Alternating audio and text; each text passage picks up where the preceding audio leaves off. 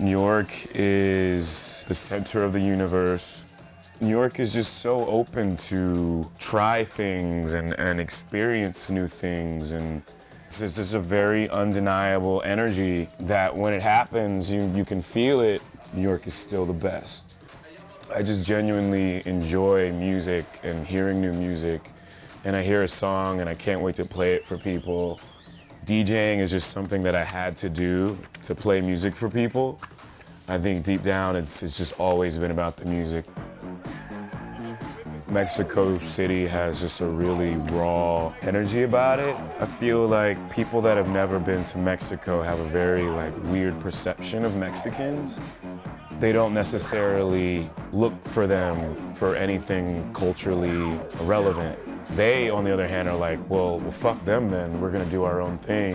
When it comes to electronic music or just music in general, they have their own sound, whether it be disco or techno or house. They sort of put their own spin on things, which I think is so awesome. That's the sort of attitude that creates genres, you know? That's the sort of attitude that created hip hop. That's the sort of attitude that created house. It's by any means necessary kind of attitude.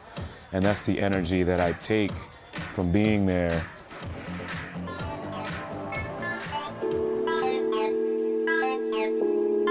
To me, Mexico City is dark, dirty, and overwhelming. If you stay here way too long, it consumes you. The vibe, man. When you play in the right place in Mexico, the vibe is awesome. You can party till the morning. Mexico City works as this center where a lot of people from all over the country have to come to look for specific stuff. There's always been a very big party culture. Every great movement have sprung in a shitty political situation, so Mexico is perfect for that. This is a really dark place to live.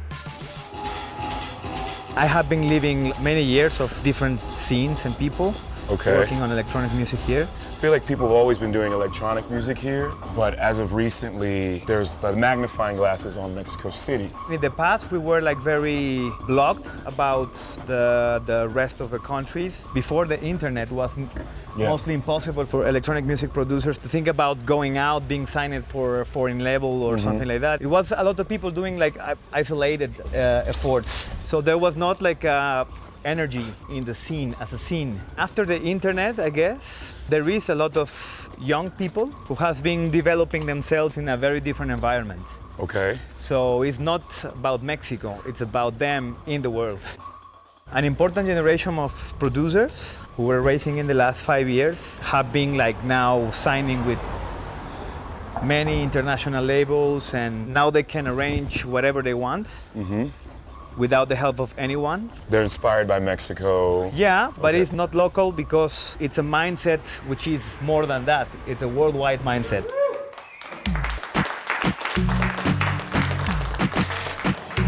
I think there's a reason for electronic music, because Mexicans are showy.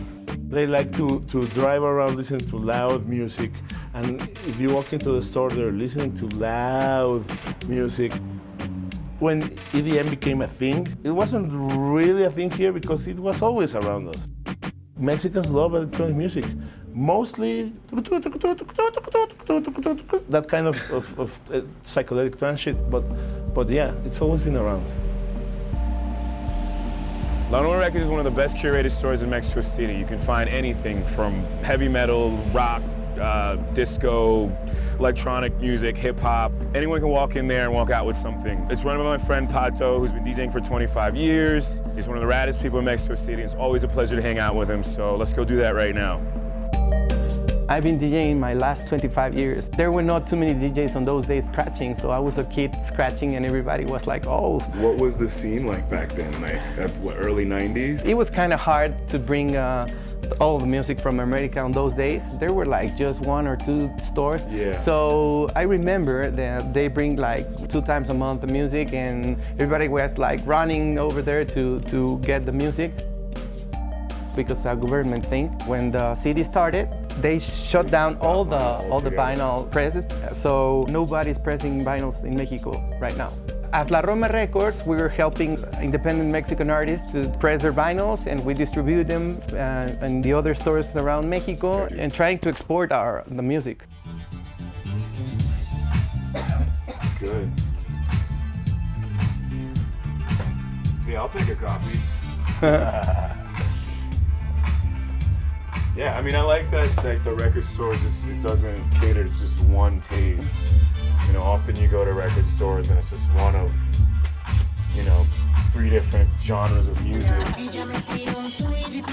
One of the things that I most like about Alec is that he doesn't care about anything. He just plays the music that he likes and the music that he's into. I started like being his friend like 5 years ago. I heard the music he was making at that time and I was like, damn, this kid, he's very talented. He's a great producer, he's a great DJ, and I don't want to talk about his music right now because he's awesome. But on those days, I was like, wow.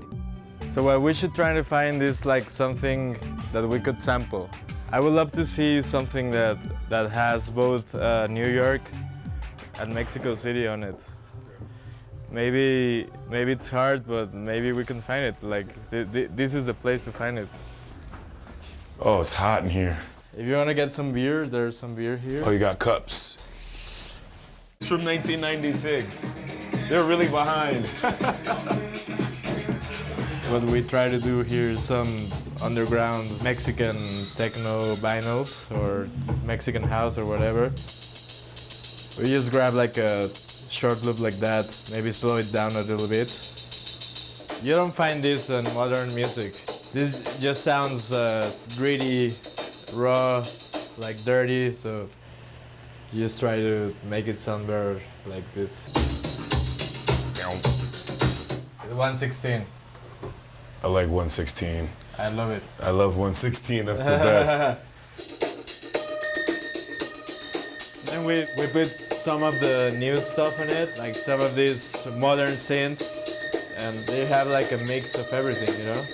That's our main break, what we bought in the store, and then we added some new stuff on it.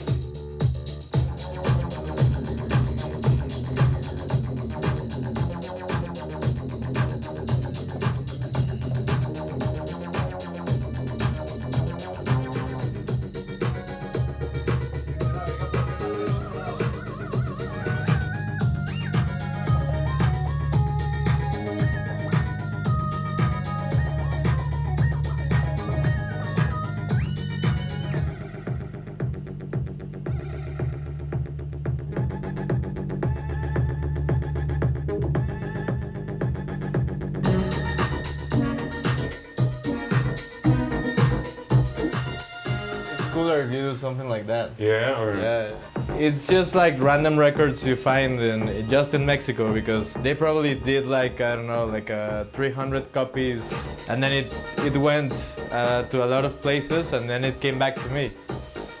And I'm able to grab it and turn it into something new, so that's cool.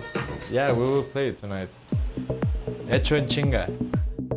Una forma de manifestarte políticamente es a través de la resistencia, es decir, creando colectivos que se unen, que hacen fiestas, que desafían las leyes. Están tratando de inventar otra ciudad mejor. Y esos son actos políticos al final. La música electrónica ayuda a romper tradiciones, a que la gente defina quién es, a que la gente encuentre su lugar en el mundo. La música es un agente político. So we don't really have this like sort of mobility or access to be consuming music and like buying records and like going to different gigs. With the drug war, the nightlife sort of became more introverted. That's when Nafi started happening. We sort of wanted to fill this void that we were experiencing in nightlife. We were really the outsiders of nightlife. It was really hard for us to like get inside a club. And slowly it started happening. The community started growing, more people came to it. And at some point we realized that the next step to take would be to become a label and start editing the work from all these people that we were supporting. We weren't expecting anything by doing that. Yeah. You know, we're having fun. We're having fun. We're not interested in a Mexican producer who's doing techno or emulating the Detroit sound, or like someone who's doing French house. To us, that's like, it's not real. It's not coming from a true place.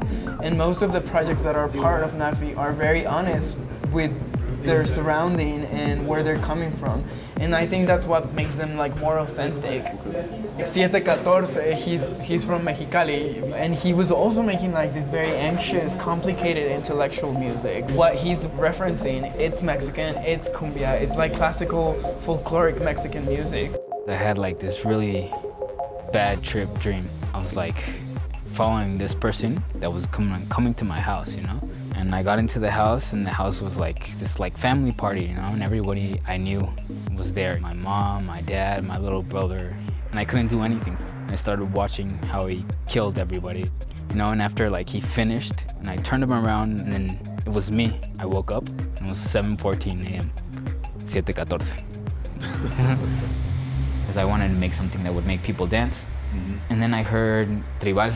Tribal is like Mexican EDM, you know, it's like it's really cheesy and has this weird, really like cumbia type rhythm. It's really something from Mexico. And it's music that everybody like has been listening to ever since they can remember. Mm-hmm.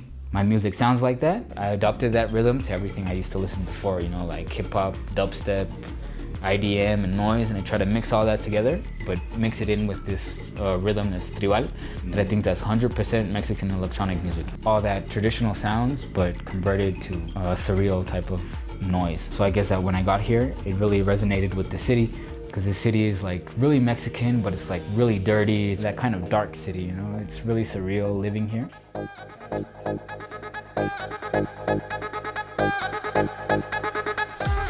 Something amazing is about to happen. Like, this is gonna be the next Berlin or the next London, or maybe even bigger than that. But I don't wanna be the person like not in the know when that happens, you know? I really think that we have a really raw, like street sound. Nothing drives us as crazy as playing a homemade track. That's what I love about my city.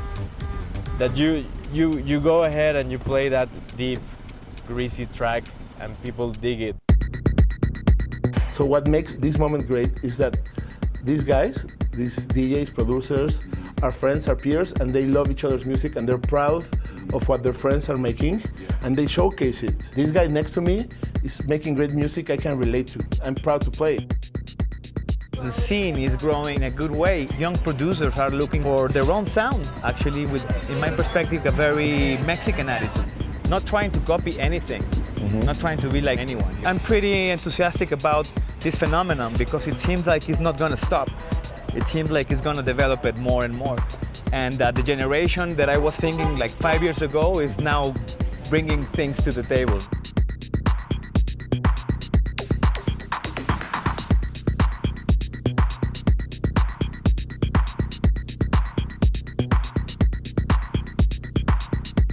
You don't need all the glitz and the lights and all that stuff. Seeing that is really cool, because people say they don't need that stuff, but it's like when people say they don't give a shit, but they actually do. These guys in Mexico really don't give a shit. It's kind of awesome.